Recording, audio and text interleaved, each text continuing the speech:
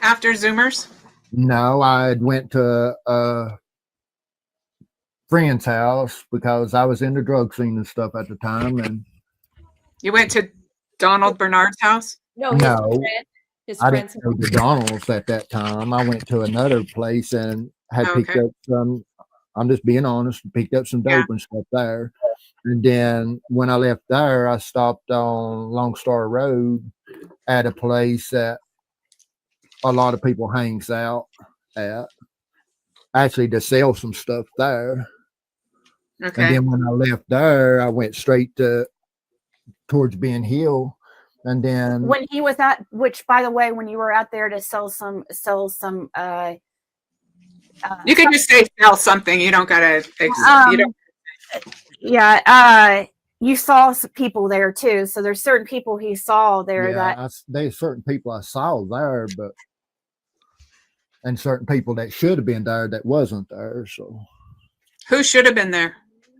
Oh gosh, that's probably one of the names that he didn't want to. You don't want to say that. Well, I mean, a guy named Doug and then a guy named Pete. Those people are usually there, but they weren't there that day. Yeah. And both of them ain't no longer alive. Oh, and they're both dead too? Yeah. Both of them. Doug is the one that... Can I ask you a question? And we're not accusing anybody of anything, but was this place on Lonestar Road, was that Donald Bernard's place? No, it was a place before you get to his place, but he was actually there. Oh, Donald Bernard was at the hangout? Yeah. Okay. And he has a stammer, Donald Bernard was there. He does have a stammer. We're not accusing him of anything, but he does have a stammer, correct? Yeah. And he's relatively thin built. Is he relatively thin? Yeah. Okay. All right. Well, that's fine. Okay. Go on with your story.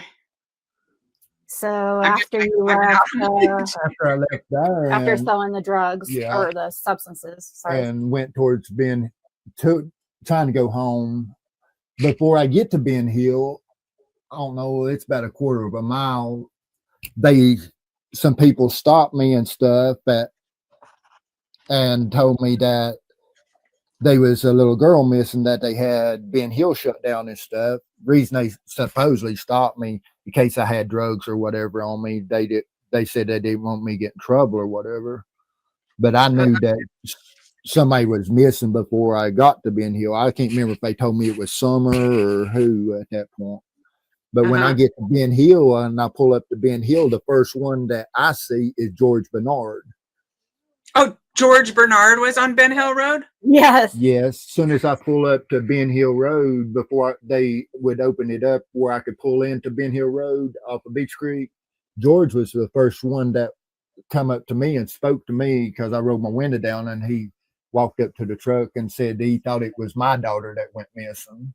Oh, how nice of him. So he was just standing out on Ben Hill Road, or was he standing at the bottom of Don's and Candace's driveway? Standing at the stop sign at Ben Hill and Beach Creek.